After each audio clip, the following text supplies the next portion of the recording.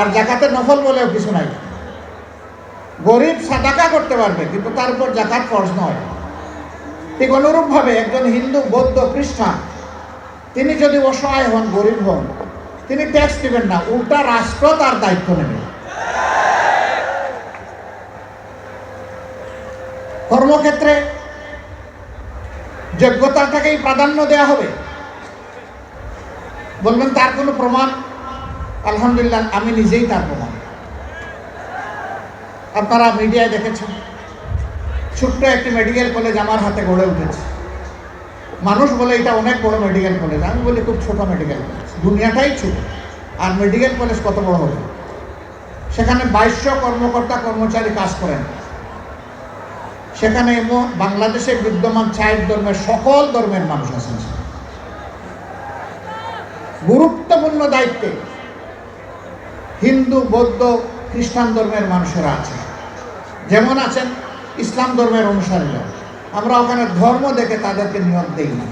আমরা দিয়েছি আমার এই প্রতিষ্ঠানের আমানত কার কাছে নিরাপদ, কে যোগ্যতার সাথে আমার রোগীদেরকে সেবা দিতে পারবে, আন্তরিকতার সাথে সেবা দিতে পারবে, আমরা তাদেরকে সেখানে নিয়োগ দিয়েছি।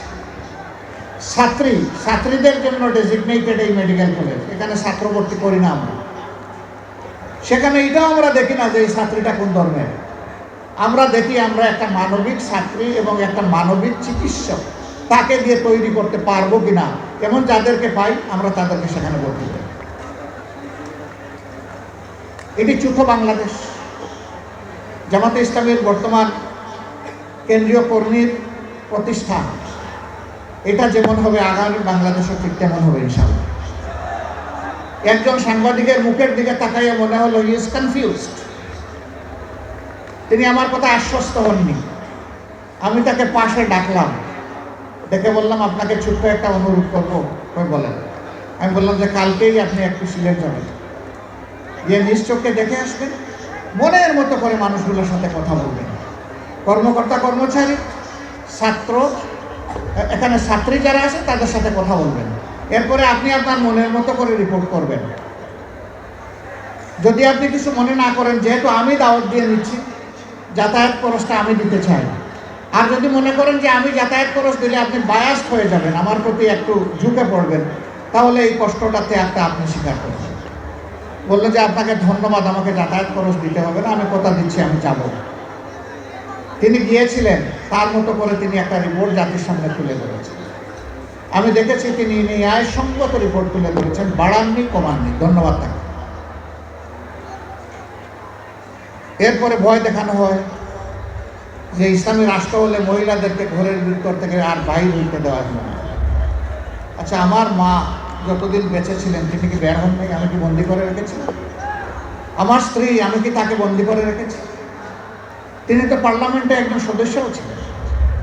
তিনি একজন চিকিৎসক, চিকিৎসা পেশায় নিয়োজিত ছিলেন। আমার 2 মেয়ে 1 ছেলে আল্লাহর দান, তারাও চিকিৎসক, তারাও তো তাদের স্ব ক্ষেত্রে জাতিকে সেবা দিচ্ছে। তো কই, আমি তো বন্দি করে রাখলাম না তালা দিয়ে। আমার মাকে, আমার স্ত্রীকে, আমার সন্ততিদেরকে আমি যদি এইভাবে তাদের অধিকারের জায়গাটা তাদের হাতে তুলে দেওয়ার পক্ষে থাকি, আমি কথা দিচ্ছি ইসলামের দেশ হলে এদেশের শাসকেরা সেই অধিকার আমাদের মায়েদের হাতে তুলে দেবেন ইনশাআল্লাহ। বাড়তি 2টা জিনিস তারা ভোগ করবেন, এখন যে 2টার কোনোটাই নাই।